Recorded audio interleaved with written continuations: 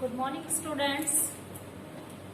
Closest topic के अंदर हमने कई WH वर्ड को पढ़ लिया था, हु को, हुम को, व्हेन को, विच को, वेयर को। अब जो 10th क्लास के अकॉर्डिंग इम्पोर्टेंट है, हम वो बात करेंगे एक WH वर्ड की, जो कि हमारा रहा था हुज। जो क्या रहा था? हुज। उससे पहले डैट के बारे में। अब यहाँ पर हम लोग देखते हैं कि we use which and that किसके लिए? नॉन लिविंग थिंग के लिए। किसके लिए? नॉन लिविंग थिंग के लिए, यानी कि वस्तु के लिए। कह सकते हैं हम केवल किसके लिए? नॉन लिविंग यानी निर्जीव चीज। निर्जीव चीज मतलब वस्तु के लिए हम उसका यूज करते हैं। अब विच और दैट का यूज करते हैं, लेकिन दैट का प्रयोग जो है हम लोग जो है इंट्रोगेटिव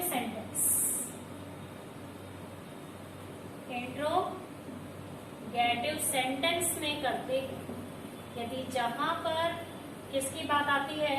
इंट्रोगेटिव सेंटेंस में जहां पर किसकी बात आती है? नॉन लिविंग थिंग की बात आती है। किसकी बात आती है? नॉन लिविंग थिंग की बात आती है, तो वहां पर हम लोग किसका प्रयोग करते हैं? दैट का प्रयोग करते हैं। जैसे कि what is that troubles you? What is that troubles you? यानी कि व्हाट इज दैट, वह क्या है जो कि ट्रबल्स यू, तुम्हें परेशान करता है। तो इंट्रोगेटिव सेंटेंस के लिए वह क्या चीज है? व्हाट इज थिंग, क्या चीज है? दैट ट्रबल्स यू, जो तुम्हें परेशान करती है। तो स्पेशली इंट्रोगेटिव सेंटेंस के लिए जहां पर हम बात करते हैं इंट्रोगेटिव सेंटेंस की, और जहां पर नॉन लिविंग थिंग्स की बात करते हैं, तो वहां पर हम लोग किसका प्रयोग करेंगे? दैट का प्रयोग करेंगे। और बात जैसे कि कुछ शब्द हैं, ऑल, एनी, एनीबॉडी, लिटिल, सम, ये जो शब्द हैं इनके साथ हम लोग अधिकतर किसका प्रयोग कर देते हैं? दैट। किसका प्रयोग करते हैं? दैट का प्रयोग करते हैं। एक एग्जाम्पल हम लोग यहाँ पर देखते हैं। जैसे एक एग्जाम्पल है, all that glitters. All that glitters, जो चमकते हैं, जो सारी चीजें चमकती है, आर नॉट गोल्ड, जो सारी चीजें चमकती है वो सोना नहीं। ऑल दैट ग्लिटर्स यानी कि सारी चीजें जो चमकती है, ठीक है, जो चमकती है सारी चीजें, ग्लिटर्स चमकती है, इज नॉट गोल्ड, वह गोल्ड यानी सोना नहीं होती। अब यहाँ पर शब्द आया है ऑल, यहाँ पर क्या लगा दिया हम लोगों ने? दैट। तो यानी कि इन वर्ड्स के साथ we use to make relative clauses, हम लोग क्या यूज करेंगे? दैट यूज करेंगे। तो दैट को आपका ध्यान रखना है कि एक तो नॉन लिविंग थिंग जो है उसके लिए हम लोगों को दैट और विच यूज करना है, और दैट और विच में अगर बात क्वेश्चन या फिर हम लोग कहें कि इंट्रोगेटिव सेंटेंस आता है, तो हम लोग किसको यूज करेंगे? दैट को यूज करेंगे। और इन शब्दों को ध्यान में रखना है कि यदि ये शब्द आ जाते हैं तो हम लोगों को क्या करना है? एनीवन, एनीबॉडी, जो भी हो, तो हम लोगों को उसके साथ किसका यूज करना है? दैट का यूज करना है। कब? जब हमको रिलेटिव क्लोज बनाना होगा, जब हमारे सामने ऐसे सेंटेंस है कि हम लोगों को क्या करना है?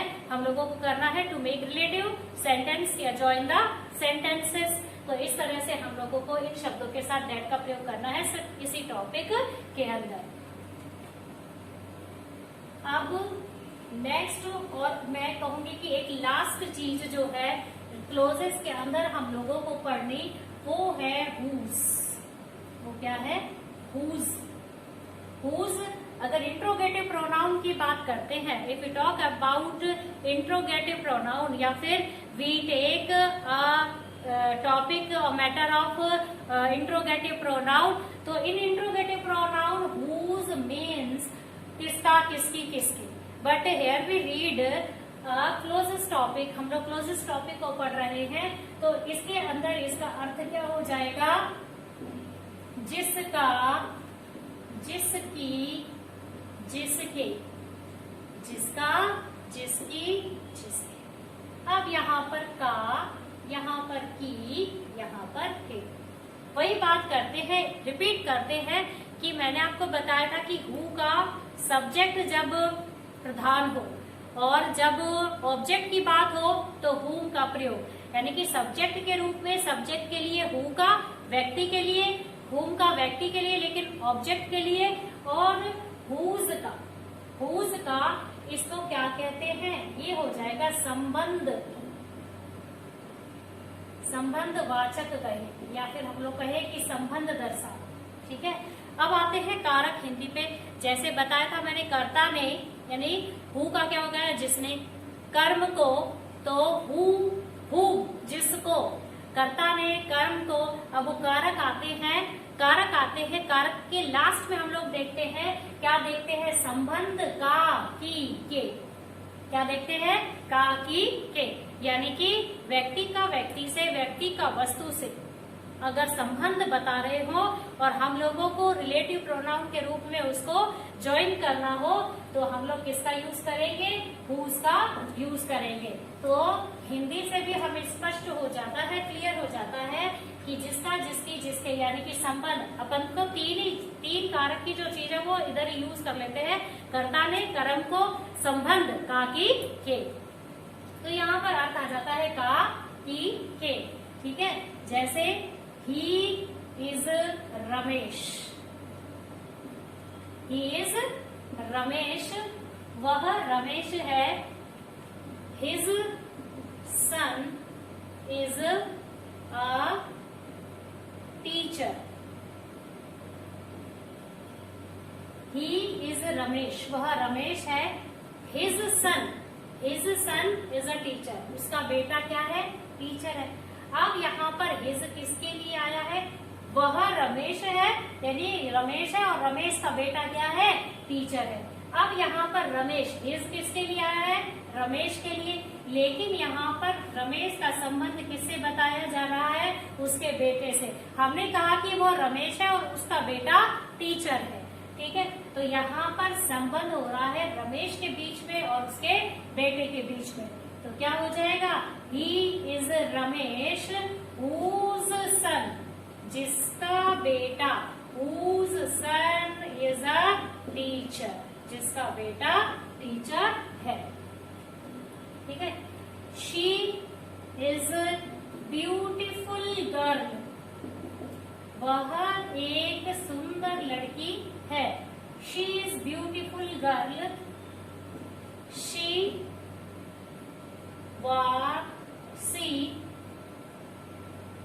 she is a beautiful girl, her dress is blue, वह सुंदर लड़की है। her dress is beautiful, उसकी ड्रेस, ब्लू, उसकी ड्रेस क्या है, ब्लू है। अगर बनाते हैं she is a beautiful girl, beautiful girl whose dress is blue, वह सुंदर लड़की है जिसकी ड्रेस ब्लू है, या her dress is blue, जिसकी ड्रेस क्या है, ब्लू है। अगर दूसरा सेंटेंस इधर यहाँ लिखे तो she is a beautiful girl, या फिर the girl is in blue dress। पर ये थोड़ा सा विपरीत है क्योंकि ये बना रहा है रिलेटिव क्लोज, जो मैं सेंटेंस सोच रही हूँ वो रिलेटिव क्लोज ही बना रहा है। अब ये ठीक है कि she is beautiful girl, वो सुंदर लड़की है। हर ड्रेस was ब्लू, उसकी ड्रेस क्या है, ब्लू है। वह सुंदर लड़की है जिसकी ड्रेस ब्लू है। ठीक है, तो ये बन जाएगा ऐसे। अगर मैंने कहा कि जो कि ब्लू ड्रेस में है। तो जो कि के लिए हम लोग क्या हो जाता है, अब वो यहाँ अगर हम लोग हु का प्रयोग करते हैं, शी इज ब्यूटीफुल गर्ल, वो सुंदर लड़की है, हर ड्रेस इज ब्लू, ठीक है ना। तो यहाँ पर हो जाता है जिसकी ड्रेस ब्लू है। अगर यहाँ लगा दिया कि she is in blue dress, वो ब्लू ड्रेस में है, तो क्या हो जाएगा, she is beautiful girl who is in beautiful blue dress, ठीक है, who is in blue dress. तो यहाँ पर वो लड़की सुंदर है जो कि ब्लू ड्रेस में है, ठीक है। मेरा कहने का मतलब शी इज ब्यूटीफुल गर्ल, वो ब्यूटीफुल गर्ल है। अगर सेंटेंस यहाँ पर ये ना हो के क्या हो जाता, she is in blue dress, वह ब्लू ड्रेस में है, तो सेंटेंस कैसे, हम रिलेटिव क्लोज कैसे बनता, हु से नहीं बनता, हु से बनता, क्योंकि यहाँ पर एक ही कर्ता की बात हो रही है, कोई संबंध नहीं हो रहा। She is beautiful girl who is in blue dress, जो कि नीली ड्रेस में। यहाँ सेंटेंस लिखा है कि she is beautiful girl her dress is blue, वो सुंदर लड़की है जिसकी ड्रेस ब्लू है, तो वह सुंदर लड़की है जिसकी ड्रेस ब्लू है। तो यहाँ पर इस लड़की के बीच में और किसके बीच में, ड्रेस के बीच में क्या हो रहा है, संबंध बिठाया जा रहा है। तो यहाँ पर जिसकी, तो इसीलिए यहाँ पर किसका प्रयोग हो जाएगा, हुज का प्रयोग हो जाएगा। तो इस तरह से ये आपके रिलेटिव क्लोजेस थे, जो कि रिलेटिव क्लोजेस टॉपिक के अंदर आते हैं, जो कि आप लोगों को ध्यान में रखना है। इस बात को मैंने कई बार रिपीट भी किया है कि आप लोगों को केवल रिलेटिव क्लोजेस बनाने हैं, यानी कि रिलेटिव क्लोजेस का बाकी की आपके सिलेबस में है। आप लोगों को इन शब्दों को बहुत ही अच्छी तरह से पढ़ना है, इन सारे WH वर्ड्स को। अब बाकी कंजक्शन की बात करते हैं तो बट है, वाइल है, ठीक है, बट है, वाइल है। कनेक्टिव्स की बात करते हैं, बिकॉज है, सो दैट है, सो दैट है, और काफी कंजक्शन का काम करते हैं, एज है। तो ये कनेक्टिव का काम करते हैं। अगर हम क्लोजेस्ट टॉपिक पढ़ते हैं, नेवरदलेस है, बहुत सारे वर्ड हैं, हम उनको पढ़ते हैं, मतलब कुछ कोऑर्डिनेट कुछ सबऑर्डिनेट क्लोज बनाते हैं, लेकिन हम लोगों को इतना डीपली नहीं जाना, क्योंकि हमें देखना है हमारे टॉपिक को, और हमारा टॉपिक यहाँ पर है रिलेटिव क्लोज। अगर बात करते हैं फुल्ली क्लोजेस्ट टॉपिक को, तो हम लोगों को सारे कनेक्टिव्स पढ़ने पड़ते हैं। हमको पढ़ना पड़ेगा सबऑर्डिनेट, हमको पढ़ना पड़ेगा कोऑर्डिनेट, हम लोगों को ये सारे कनेक्टिव्स भी पढ़ने पड़ेंगे। लेकिन यहाँ पर क्या है, हम लोग पढ़ रहे हैं रिलेटिव क्लोज, और जैसे क्वेश्चन हमारी परीक्षा में आते हैं वो रिलेटिव क्लोजेस को ही लेकर आते हैं। वही दो सेंटेंस होंगे, ज्वाइन द सेंटेंसेस, ठीक है, इन सेंटेंसेस को ज्वाइन करो with the help of the word given in the bracket. जो ब्रैकेट में वर्ड दिया गया, और WH वर्ड होते हैं वही who, whom, whose, which, where, when, that, यही WH वर्ड होते हैं जिसका हम लोगों को क्या करना होता है, सेंटेंस ज्वाइन करने होते हैं। फिर हम देखेंगे कि कुछ ऐसे सेंटेंसेस जो कि प्रैक्टिस के लिए होंगे, उन सेंटेंसेस को आप एज अ प्रैक्टिस आपको करना होगा। टेक्स्ट में जो हम लोगों को सेंटेंस दे रखे हैं, कल हम वो भी करने की यहाँ पर कोशिश करेंगे, उन सेंटेंस को कैसे हम लोग बनाएंगे, और आप लोगों को ये सेंटेंस दिमाग में रखने हैं और इसको स्टडी करते रहना है। Thank you.